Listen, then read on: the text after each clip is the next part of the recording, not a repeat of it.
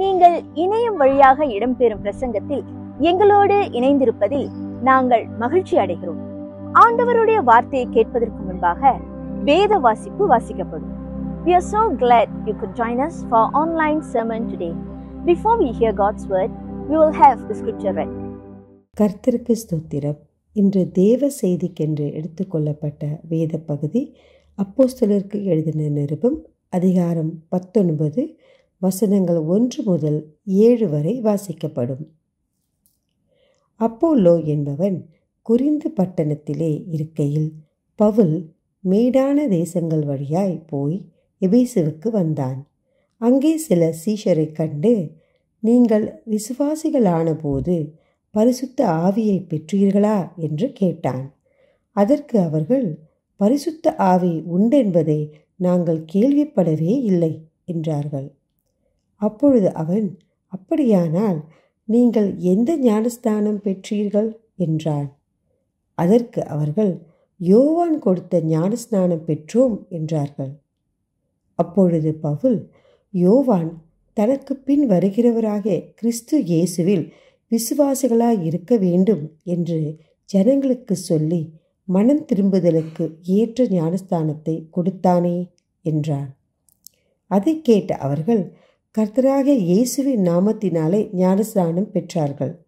அல்லாமலும் பவுல் அவர்கள் மேல் கைகளை வைத்தபோது பரிசுத்த ஆவி அவர்கள் மேல் வந்தார். அப்பொழுது அவர்கள் அந்நிய பாஷைகளை பேசி தீர்க்க தரிசனம் சொன்னார்கள். அந்த மனுஷர் எல்லாரும் ஏறக்குறைய 12 பேராய் இருந்தார்கள். ஆமேன். இது தேவனுடைய வசனம். அனைவரும் சேர்ந்து சொல்லுவோம், தேவனுக்கு ஸ்தோத்திரம். வாருங்கள், நாம் தலை வணங்கி கண்களை மூடிக்கூட இந்த நேரத்தை நாம் ஆண்டவரிடத்தில் ஒப்பு கொடுப்போமாக. எங்கள் இரட்சகரும் எங்கள் கர்த்தருமாக இருக்கிற தேவனே, இந்த நேரத்துக்காக நாங்கள் நன்றி செலுத்துகிறோம். ஆண்டவரே, நீர் எங்களை வழி நடத்துறதுக்காக நன்றி. ஆண்டவரே, இந்த நாளில் கூட தேவனே இந்த நேரத்தை உம்மிடத்தில் ஒப்பு கொடுக்கிறோம். இந்த வார்த்தைகள் உம்முடைய வார்த்தைகளாக இருக்கும்படி கூட அது கேட்கிறவர்களுக்கு ஆசீர்வதிக்கும்படியாக இருக்கக்கூட நாங்கள் ஜெபிக்கிறோம். ஆண்டவரே, உமது கிருபையும் நன்மையும் தொடர்ந்து எங்களோடு இருக்க நாங்கள் ஜெபிக்கிறோம். ஆசீர்வதியும் இயேசு கிறிஸ்து நாமத்தில் ஜெபிக்கிறோம் ஜீவனுள்ள பிதாவே, ஆமென். இந்த அப்போஸ்தலர் 19வது அதிகாரம் வசனம் 1-7 வரை வாசிப்பதை நீங்கள் கேட்டீர்கள். You heard the scripture being read from Acts chapter 19 verses 1-7. Here it talks about our faith. இது நம்முடைய நம்பிக்கையை குறித்து, நம்முடைய விசுவாசத்தை குறித்து அங்க இந்த வசனங்கள் எடுத்து பேசுகிறது. பவுலானவர் அதை வெளிப்படுத்துகிறார். Paul speaks on this topic of faith. Everybody lives daily by faith. அனுதினமும் ஒவ்வொருவரும் விசுவாசத்தில் தான் அவர்கள் வாழ்கிறார்கள். When you take a bus, you have faith that the driver has a license and is trained to drive it well. நம்ம ஒரு போக்குவரத்து எடுக்கும்போது, காடியோ இல்லை பஸ்ஸோ எடுக்கும்போது நாம் விசுவாசிக்கிறோம், அதை ஓட்டுகிறவர்கள் அவர்களுக்கு அந்த சரியான அந்த லைசன்ஸ் இருக்கிறது என்று நாம் விசுவாசிப்போம். அவர்கள் அந்த பயிற்சிகளை சரியாக எடுத்திருக்கார்கள், கவனத்துடன் ஓட்டுவார்கள் என்று ஒரு விசுவாசம் இருக்கும். You know, when you take a bus or you take a Grab or some transport, you believe that the person who is driving is equipped with a proper license, has a proper training to drive that vehicle. But where do we put our faith when we go into a driverless train? ஆனால் நம்ம ஒரு எம்ஆர்டியில் driver இல்லாத ஒரு ட்ரெயினில், அது automated ட்ரெயினில் நம்முடைய விசுவாசத்தை இது மேல் வைப்போம். Or when you take a flight or a cruise, அல்லது நம்ம ஒரு பயணத்தில் விமான பயணத்தில் போகும்போதோ அல்லது கப்பலில் போகும்போது நம்முடைய விசுவாசத்தை எது மேல் வைக்கிறோம்? And what does it mean to live by faith? விசுவாசத்தினால் நாம் வாழ்கிறோம் என்று சொல்லும் போது அதோட அர்த்தம் என்ன? Does it mean that you do not need to work or save all you need because all your needs would be provided for? விசுவாசத்தினால் நான் வாழ்கிறேன், அதனால் நான் வேலை செய்ய அவசியம் இல்லை, நான் சேமிக்க அவசியம் இல்லை, ஏனென்றால் ஆண்டவர் என்னுடைய எல்லா தேவைகளும் சந்திப்பார் என்று வாழ்வது சரியா? Does it mean that you do not need to see the doctor because God will heal you? அல்லது நான் எனக்கு ஒரு வியாதி இருக்குது, நோய் இருக்கிறது, நான் டாக்டரை பார்க்க அவசியம் இல்லை, ஏனென்றால் ஆண்டவர் தாமே எனக்கு குணமாக்குதலை கொடுப்பார், அந்த விசுவாசத்தில் நான் வாழ்கிறேன் என்று சொல்வது சரியா? Each day we make many decisions on faith. ஒவ்வொரு நாட்களும் நாம் அநேக முடிவுகளை விசுவாசத்தின் மேல் எடுக்கிறோம். The real question is, where do you put your faith on? உண்மையான கேள்வி, நாம் விசுவாசத்தை எதில் மேல், யார் மேல் நாம் வைக்கிறோம்? கிறிஸ்தவர்களாக இருக்கிற நாம் நம்முடைய விசுவாசத்தை இயேசு மேல் நாம் வைக்கிறோம். As Christians, we put our faith on Jesus. And that is the title of today's message. Jesus is my hope. அதுதான் இந்த நாளின் பிரசங்கத்தின் தலைப்பாக இருக்கிறது. இயேசு என் நம்பிக்கை. When we put our faith on Jesus, when we put our trust and hope in Jesus, a transformation takes place in our life. நாம் இயேசு மேல் நம்பிக்கை வைக்கும் போது, அவரை விசுவாசித்து வாழும் போது, அவரை பின்பற்றும் போது நம் வாழ்க்கையில் ஒரு மாற்றம் வருகிறது. There's a change, a spiritual change that takes place that is not visible on the outside. நம் வாழ்க்கையில் ஒரு ஆவிக்குரிய மாற்றம் அது நடக்கிறது. அது வெளிப்புறமாக சில நேரங்களில் காண முடியாது.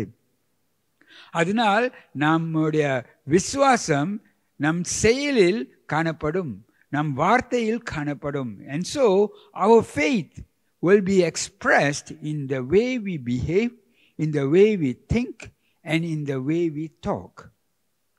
And that is what Paul is trying to find out in this passage. அதுதான் பவுலானவர் இந்த வாசிக்கப்பட்ட வசனங்களில் அவர் முயற்சி எடுக்கிறார். அவர் சில விசுவாசிகளை எபேசியரில் சந்திக்கிறார். Paul meets some disciples in Ephesus. And when he talks to them, he is not sure if they are really disciples of Jesus. அவர்கள் மத்தியில் பேசும்போது அவர் உள்ளத்தில் சில கேள்விகள், இவர்கள் உண்மையாக கிறிஸ்துவுடைய விசுவாசிகளாக இருக்கிறார்களா என்று சில கேள்விகள் எழும்புவதனால் அவர் அவர்களை கேட்கிறார். And so he asked them some questions into what were you did you receive the Holy Spirit when you believed?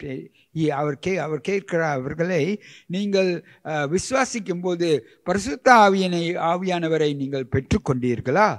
அதற்கு அவர்கள், இல்லையே, அப்படிப்பட்ட பரிசுத்த ஆவி குறித்து எங்களுக்கு தெரியாதே என்று வெளிப்படுத்துகிறார்கள். And so they respond to say, oh no, we do not know the Holy Spirit, we have not heard anything like that.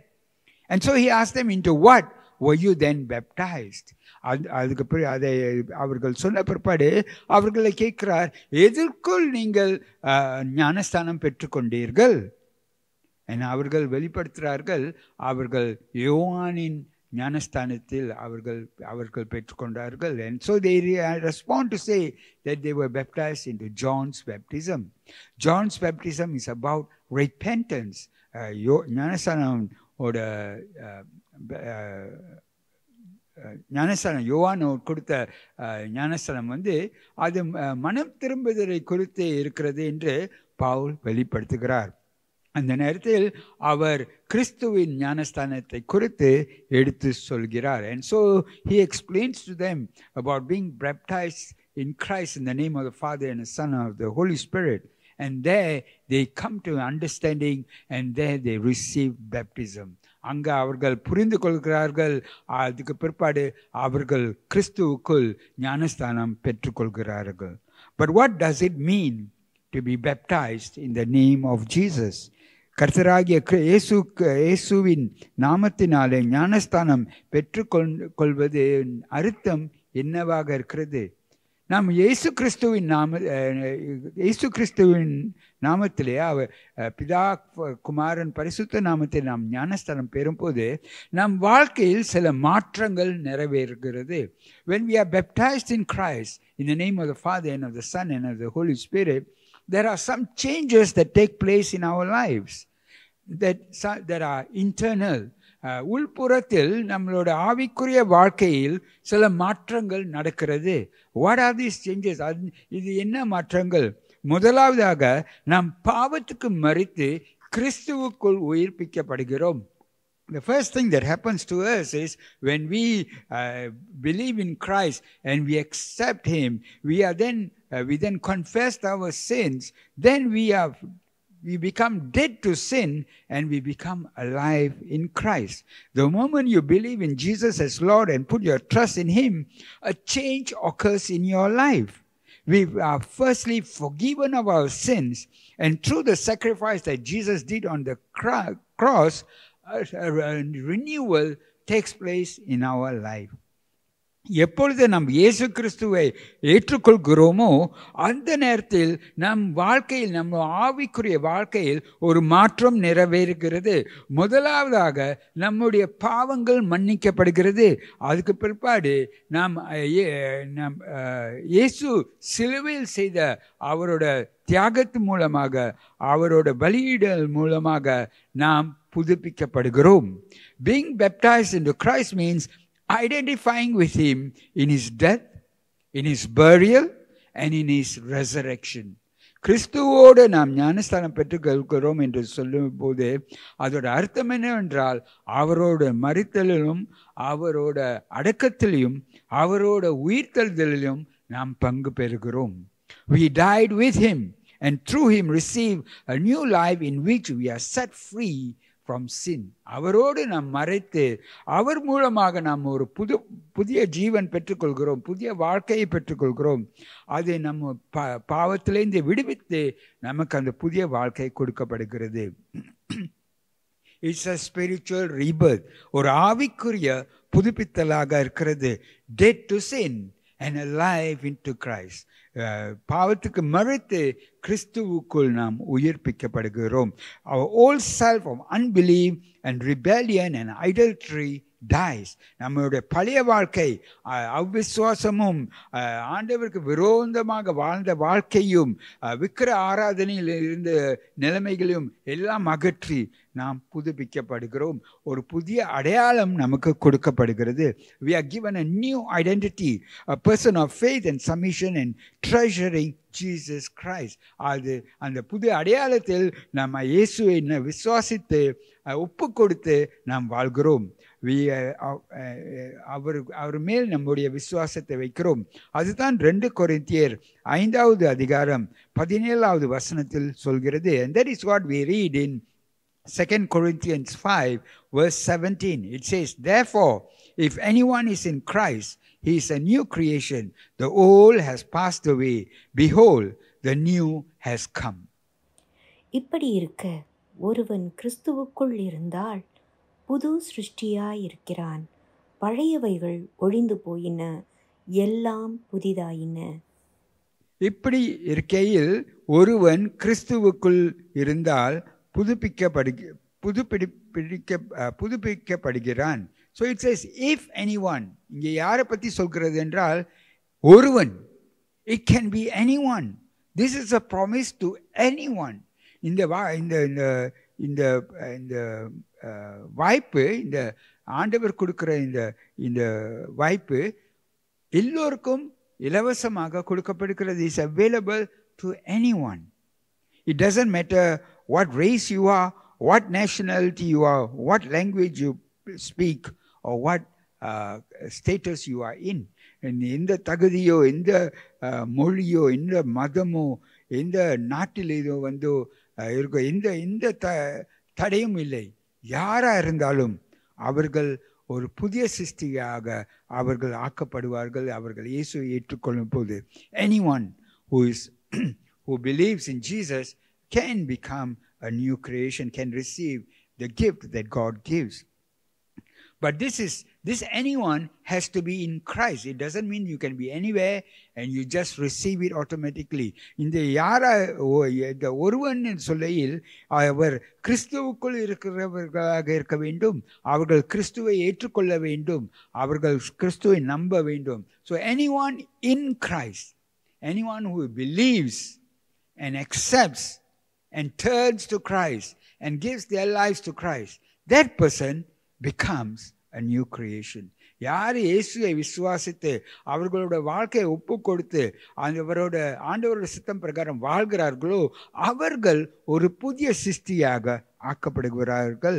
பழையவர்கள் ஒளிந்தது, புதிய எல்லாம் புதிதாக்கப்படுகிறது என்று சொல்லப்படுகிறது அந்த வசனத்தில். In that verse it says, all things have passed away and behold, all things have become new. However, being a new creation does not mean we are perfect. ஆனால் புதிய சிருஷ்டியாக இருக்கிறனால் நாம் பரிபூர்ணமாக இருக்கிறோம் என்ற அர்த்தம் அல்ல. It means that we are being changed. It's a process. அதோட அர்த்தம் என்னவென்றால் நாம் மாற்றப்பட்டு கொண்டே இருக்கிறோம். நாம் அந்த அந்த அந்த அந்த புதிய சிருஷ்டிக்குள் மாற்றப்பட்டு கொண்டே இருக்கிறோம். அது ஒரு வழிநடத்தையாக இருக்கிறது, அது நடந்து கொண்டே இருக்கும். But who makes us this new creation? ஆனால் இந்த புதிய சிருஷ்டியாக எப்படி நாம் மாறுகிறோம்? அது ஆண்டவர் செய்கிற ஒரு காரியமாக இருக்கிறது. It is not that we change because we have accepted Christ, we are able to become a new creation. It is a gift that God gives to us. It's a process that God does in our life. Something that God does for us and He does it in us. ஆண்டவர் அதை நமக்காக செய்கிறார், ஆனால் அதை நமக்குள் அதை அவர் செய்கிறார். So we are called to put off the old man. அதனால் பழையவைகளை விட்டுவிட இந்த வசனங்கள், இந்த வேதமானது நமக்கு வெளிப்படுத்துகிறது. Scripture reveals that we have to put it off, and we see that in Ephesians chapter 4 verses 22 to 24. எபிசியர் 4வது அதிகாரம் வசனம் 22 24 வரை இப்படியாக சொல்கிறது. To put off your old self which belongs to your former manner of life and is corrupt through deceit desires, and to be renewed in the spirit of your mind, and to put on the new self created after the likeness of God in true righteousness and holiness. அந்தபடி முந்தின நடக்கைக்குரிய மோசம் போக்கும் இச்சைகளாலே கெட்டுப்போகிற பழைய மனுஷனை நீங்கள் களைந்து போட்டு உங்கள் உள்ளத்திலே புதிதான ஆவி உள்ளவர்களாகி மெய்யான நீதியிலும் பரிசுத்தத்திலும் தேவனுடைய சாயலாக சிருஷ்டிக்கப்பட்ட புதிய மனுஷனை தரித்து கொள்ளுங்கள். And therefore, being a new creation is a gift from God received by faith. அதனால் இந்த புதிய சிருஷ்டியான்னு சொல்கிறோம் இல்லையா, அது ஆண்டவரில் நமக்கு கொடுக்கிற ஒரு வாய்ப்பாக இருக்கிறது. அதை எப்படி பெற்றுக்கொள்கிறோம் என்றால் விசுவாசம் மூலமாக பெற்றுக்கொள்கிறது. அதனால் பவுல் ரோமன் அதிகாரத்தில் கேட்கிறார், அப்படி இருக்கையில் நாம் எப்படி மீண்டும் தொடர்ந்து பாவத்தில் ஜீவிக்க முடியும்?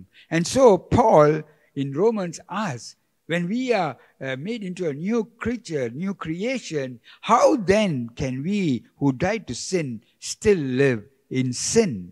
And so we are asked to not allow, as born again Christian, மறுரூபம் பெற்ற மறுவாழ்வு பெற்ற கிறிஸ்தவர்களாக இருக்கிற நாம் பரிசுத்தமாக வாழ நாம் பின்தொடர வேண்டும். பாவத்திலிருந்து விலகி இருக்க முயற்சி செய்ய வேண்டும். Our old sinful selves were crucified with Christ so that sin might lose its power in our lives. நம்ம எப்போ இயேசுவை ஏற்றுக்கொள்கிறோமோ நம்மளோட பழைய பாவமுள்ள வாழ்க்கை கிறிஸ்துவோடு மறுத்து விட்டது. அதுதான் ஞானஸ்தானத்தில் அதுதான் ஒரு உதாரணமாக இருக்கிறது.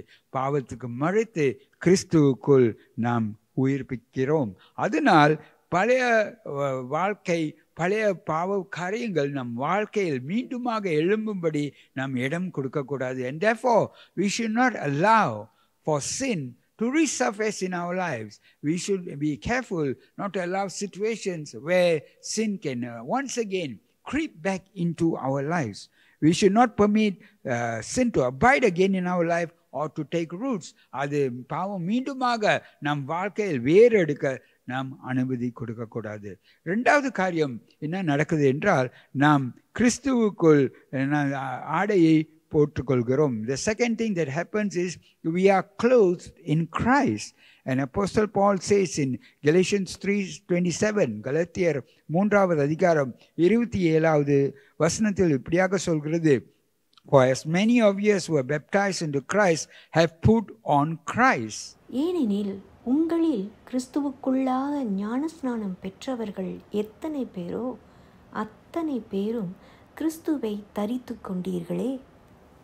ஏனெனில் உங்களில் கிறிஸ்துவுக்குள் ஞானஸ்தானம் பெற்றவர்கள் எத்தனை பேரோ அத்தனை பேரும் கிறிஸ்துவை தரித்து கொண்டீர்கள். எத்தனை பேரு கிறிஸ்துவுக்குள் ஞானஸ்தானம் பெற்றார்களோ அவர்கள் ஒவ்வொருவரும் கிறிஸ்துவை தரித்து கொண்டார்கள். When we are baptized into Christ, we become wrapped up in Christ like a robe. எப்படி ஒரு ஆடை போடுற போலாக நாம் கிறிஸ்துவை ஏற்றுக்கொள்ளும் போது கிறிஸ்துவை ஒரு ஆடை போலாக நாங்கள் போட்டுகிறோம். Scripture says that our righteousness are like a polluted garment. வேதம் சொல்கிறது நம்முடைய நீதித்துவமோ ஒரு அசுத்த கந்தையை போல இருக்கிறது என்று அது எடுத்து காட்டுகிறது. ஆனால் so we are to put on the new righteousness nature of Christ. அதனால் நம்ம இயேசு கிறிஸ்துவோட புதிய ரூபத்தை நாம் போட்டு அணிந்து கொள்ள வேண்டும் என்று வேதம் எடுத்து சொல்கிறது. And so water baptism, when we go through baptism, we experience that being united being Christ. நாம் ஞானஸ்நானம் எடுக்கும்போது அந்த கிறிஸ்துவுக்குள் நாம் இணைக்கப்படுகிறது அந்த அனுபவத்தை நாம் பெற்றுக்கொள்கிறோம். அது கிறிஸ்துவுக்குள் மரித்து அடக்கம் பண்ணப்பட்டு நாம் கிறிஸ்துவுக்குள் உயிர் தருகிற அடையாளமாக ஞானஸ்தானம் இருக்கிறது. So it involves a total change of our heart and mind. So நாம் அந்த ஞானஸ்தானம் எடுக்கும்போது நம்மளோட சிந்தையும் நம்மளோட உள்ளமும் ஒரு மாற்றம் நிறைவேறுகிறது. we also need to, ஆனால் இந்த உறவில், இந்த புதிய உறவில் நாம் வளர வேண்டும். but we need to grow in this new relationship. And that is the important thing that we need as believers in Christ, to continue in that journey, to keep growing in the knowledge and in the love of Jesus Christ. தொடர்ந்து நம்ம அந்த ஆண்டவரோட அறிவிலும் அன்பிலும் நாம் தொடர்ந்து வளர வேண்டும். அந்த வளர வேண்டும் என்றால் அவருடைய வார்த்தையும் அவரை ஆராதிக்கிறதும் அவரோடு நேரத்தை அவர் சமூகத்தில் இருப்பதும் அவசியமாக இருக்கிறது அனுதினமும். And so if we want to grow in that relationship, if we want to grow in the knowledge and love of God, then we have to seek His word. We have to come into His presence. We have to worship. We have to pray so that we grow in that relationship and that we get clothed even more in Christ. மூன்றாவது காரியம், நாம் ஞானஸ்தானம் எடுக்கும்போது நாம் ஒரு புதிய குடும்பத்தில் சேர்க்கப்படுகிறோம். The third thing that happens when we are baptized into Christ, we belong to a new family. We are included in the body of Christ, which is the church. அந்த புதிய குடும்பம் யார் என்றால் அது கிறிஸ்துவின் சரீரமாக இருக்கிறது, அது சபையாக இருக்கிறது. நீங்கள் ஒரு சொந்த சின்ன குடும்பத்திலிருந்து இப்பொழுது ஒரு பெரிய குடும்பத்தில் சேர்க்கப்படுகிறீர்கள். You know, when you receive Christ and you receive baptism in Christ, then you, from your small personal family, you come into a larger family. As believers baptized into Christ, we belong to God as His children and to each other as brothers and sisters. நாம் கிறிஸ்துவுக்குள் ஞானஸ்தானம் பெற்றுக்கொள்ளும் போது ஆண்டவரோட பிள்ளைகளாக ஏற்றுக்கொள்ளப்படுகிறோம். அதே நேரத்தில் ஒருவருக்கு ஒருவர் சகோதர சகோதரிகளாக நாம் ஏற்றுக்கொள்ளப்படுகிறோம். In Christ there is no distinction of rank, status or gender. கிறிஸ்துவுக்குள் அங்க ஒரு வித்தியாசம் இல்லை. பதவி குறித்தோ நம்மளோட ஐஸ்வர்யத்தை குறித்தோ அல்லோட நம்மளோட வாழ்க்கையை குறித்தோ அங்கே ஒரு வித்தியாசம் இல்லை. We are all on equal footing with God when it comes to salvation. நம் ரட்சிப்பை குறித்து தியானிக்கும் போது, அறிந்து கொள்ளும் போது அங்கே வேறுபாடு கிடையாது. ஆண்டவர் பார்வையில் நாம் எல்லாம் சமமாக இருக்கிறோம். நீங்கள் உயர்ந்த பதவியில் இருக்கலாம், இல்லை தாழ்ந்த பதவியில் இருக்கலாம், நீங்கள் ஒரு சிறந்த நபராக இருக்கலாம், இல்லை கஷ்டப்படுகிற ஒரு வேதனைக்குள் பிரச்சனைகளுக்குள் இருக்கலாம், இல்லை நல்ல ஆஸ்தி உள்ள நிலைமையில் இருக்கலாம், இல்லை நீங்கள் சிறைச்சாலையில் கூட இருக்கலாம். அனைவரையும் ஆண்டவர் சமமாக பார்க்கிறார். God sees everyone as equal. There are no special one in God's eyes. They are all His people. And so when we receive Christ, we receive a gift from God through Jesus Christ. இயேசுவை ஏற்றுக்கொள்ளும் போது நாம் ஆண்டவர் இடத்தில் அந்த மாற்றத்தை, அந்த மறுரூபத்தை நாம் ஒரு இலவசமாக ஏற்றுக்கொள்கிறோம். But we must also know that baptism on its own does not save us. ஆனால் நாம் அறிந்து கொள்ள வேண்டும், ஞானஸ்தானம் மட்டுமே அது நம்மை ரட்சிக்காது. நம்முடைய ரட்சிப்பு நம்முடைய விசுவாசத்தின் மூலமாக வருது. We are saved through faith in Christ. But baptism is an expression of that faith. அந்த ஞானஸ்தானமோ அது நம்மளுடைய நம்பிக்கையை வெளிப்படுத்துகிற ஒரு காரியமாக இருக்கிறது. அதுதான் இயேசு சொன்னார், நீங்கள் ஞானஸ்தானம் பெற்றுக்கொள்ளுங்கள். ஒவ்வொருவரும் whoever believes and accepts Jesus Christ experiences that change in their life and they will want to take baptism.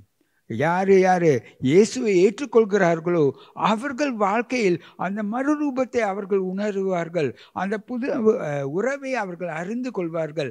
அவர்கள் உள்ளங்களில் ஒரு ஏவுதல் வரும், ஞானஸ்தானம் எடுக்கணும், அனைவருக்கும் வெளிப்படுத்த வேண்டும் என்று. இயேசுதான் என் நம்பிக்கை என்று. That they will want to declare to everyone that Jesus is now their hope. And so that is why you will rarely find a Christian who has not baptized. அதனால்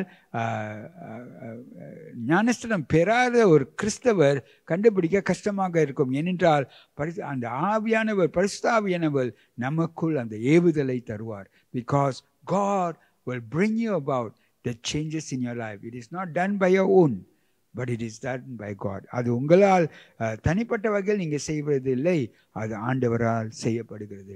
அதனால் இந்த நாளில் கூட இயேசு உங்களுடைய நம்பிக்கையாக இருந்தால் நீங்கள் தொடர்ந்து சோர்ந்து போகாமல் நீங்கள் தொடர்ந்து ஆண்டவரை பின்பற்றுங்கள். If Jesus is your hope, then do not lose heart, do not stray away, but continue to pursue God, continue to seek Him, because He will bring you through. ஏனென்றால் அவர் கொடுத்த வாக்குறுதிகளை அவர் நிறைவேற்றுவார். நீங்கள் எந்த சூழ்நிலையில் இருந்தாலும் அந்த நிலைமைகளை மேற்கொள்ள அவர் உதவி செய்வார். Even whatever condition you are in, Jesus will help you to overcome those situations when you put your hope in Him. If you have not known Jesus, then today is a good day to get to know Him. நீங்கள் இயேசுவை அறியாமல் இருந்தீர்கள் என்றால் இந்த நாளில் இயேசுவை அறிந்து கொள்வது ஒரு நல்ல காரியமாக இருக்கிறது. நீங்கள் எங்களுடைய சபைகளை நீங்கள் கூப்பிடலாம், நாங்கள் உங்களுக்கு உதவி செய்வோம். If you want to know more about Jesus and you want to receive Jesus, then you do call us and we will help you experience God's love more. நாம் ஜெபம் பண்ணுவோமாக. Let us pray. ஆண்டவரே, நாங்கள் நன்றி செலுத்துகிறோம். ஆண்டவரே, நாங்கள் அழிந்து போகாமல் எங்களை உமது கிருபையால் எங்களை மீட்டெடுத்து எங்களுக்கு ஒரு புது வாழ்க்கை கொடுக்கிறீர்கள். Lord, we want to just thank you that you have not abandoned us to perish, but you have rescued us, Lord, and provided us hope through Jesus of life, of abundant life. பரிபூர்ண வாழ்க்கையை நீர் எங்களுக்கு உறுதியாக கொடுக்கிறீர் ஐயா. அதுக்காக நாங்கள் நன்றி செலுத்துகிறோம். இந்த நாளில் ஆண்டவரே, இந்த செய்தியை கேட்கிற ஒவ்வொருவரும் பலப்படுத்தும். உம்மை நம்பி விசுவாசித்து இருக்கிற ஜனங்களை பலப்படுத்தும். Lord, today those who have heard this message, may you strengthen them. Those who have put their faith in you and trust in you, may you strengthen them, Lord, that continue this journey with your strength and trusting you even more. உண்மையில் இன்னும் அதிகமாக நம்பி உண்மை விசுவாசித்து வாழ இவர்களை பலப்படுத்தும். உண்மை அறியாத ஜனங்களுக்காக ஜெபிக்கிறோம். And we also pray for those who do not know you yet, Lord. May they experience your goodness and know that you are truly a good God. ஆண்டவரே, அவர்கள் உம்மை ருசித்து பார்த்து நீ உண்மையாக ஒரு நல்ல தேவன் என்று அறிந்து கொள்ள அவர்களையும் வழி நடத்தும். ஆண்டவரே, இவர்கள் அனைவரையும் உமது கருத்தில் ஒப்பு கொடுத்து நன்றி சொல்லி ஜெபிக்கிறோம் எங்கள் ஜீவனுள்ள பிதாவே. We pray all this in the most precious name of our Lord and Savior Jesus Christ. Amen. தேவனுடைய வார்த்தையால் நீங்கள் ஆசீர்வதிக்கப்பட்டீர்கள் என நம்புகிறோம். பிரசங்கத்தை கேட்ட பிறகு உங்களுக்கு ஏதேனும் கேள்விகள் இருந்தால் அல்லது யாரிடமாவது பேச வேண்டும் என்றால் எங்கள் சபை அலுவலகத்தை தொடர்பு கொள்ளுங்கள். நீங்கள் தனிமையில் இல்லை என்றும் உங்களோடு சேர்ந்து பயணம் செய்ய நாங்கள் சபையாக முன்வருகிறோம் என்பதை நீங்கள் அறிய வேண்டும் என்று நாங்கள் விரும்புகிறோம். நீங்கள் கர்த்தருக்குள் ஒரு நபராக வளர்ச்சி அடைவதற்கு உங்களது பாதுகாப்பான இடமாக நாங்கள் இருக்க விரும்புகிறோம். இந்த வாரம் உங்களுக்கு சிறந்த வாரமாக அமையட்டும். ஆண்டவர் உங்களை ஆசீர்வதிப்பாராக. We hope you have been blessed by the word of God today. If you have any questions after hearing the sermon today, or you need somebody to talk to, please contact our church office. We would like you to know that you are not alone and that we as a church are willing to journey with you. We hope to be your safe space where you can grow in Christ as a person. We hope you have a great week. God bless you.